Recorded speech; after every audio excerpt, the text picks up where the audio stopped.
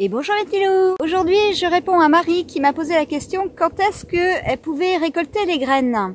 Alors récolter les graines, il n'y a pas une date fixe après floraison, hein. C'est toujours pareil, ça va vous demander de l'observation. La génétique de votre plante, le climat où vous habitez, le temps qu'il fait. Bref, vous m'aurez compris, il y a de multiples facteurs qui fait que la saison va être différente pour tous. Donc c'est parti, on va voir ça de plus près. Les petits loups, revenons sur les détails. Alors c'est tout bête, vous allez observer la couleur de vos tiges. Les tiges qui à la base sont vertes vont devenir marron foncé, je dirais que ça tire même sur le violet un petit peu.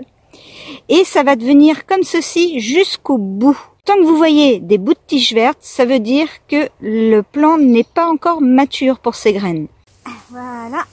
Coucou les petits loups. Alors, nous voilà arrivés dans mon placard pour ceux qui connaissent.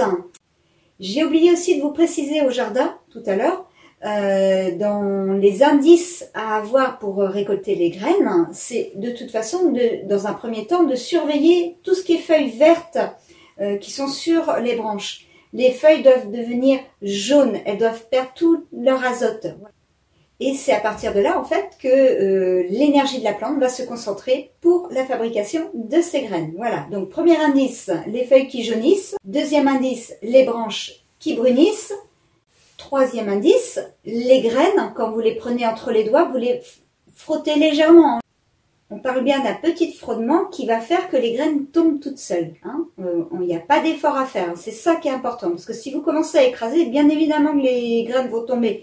Mais non, on frotte tout doucement et là, vous allez voir. Avant de récupérer vos graines, vous allez devoir passer par l'étape de séchage des graines. Il n'y a aucune obligation que ce soit à l'obscurité ou à la lumière. Là, il n'y a pas d'importance puisque ce ne sont pas les principes actifs qu'on veut récupérer, mais bien la qualité germinative des graines. Si vous ne pouvez pas faire comme moi, vous allez couper les tiges qui vous intéressent, là où vous avez vos graines à récupérer, et vous allez pouvoir les poser sur une couverture. Moi, j'ai besoin d'en avoir beaucoup parce que je me suis lancée dans une distribution, mais pour vous, en fait, vous avez juste besoin de récupérer le haut d'un plant et de le laisser sécher, par exemple, sur un torchon, et là, vous allez voir, les graines vont tomber toutes seules après, et vous allez pouvoir les trier. Je ferai à ce moment-là une autre vidéo pour vous montrer comment je trie les graines. J'en profite pour vous mettre une photo qui va vous montrer l'installation finale. Donc il y a une couverture en dessous le plant. J'ai mis bien évidemment un grand bac en dessous pour si quelques graines tombent, eh bien elles tomberont directement dans le bac. En attendant, moi ce plant-là il va sécher une bonne semaine et on passera à l'étape de récupération. Je vous dis à dans une semaine. Ciao ciao.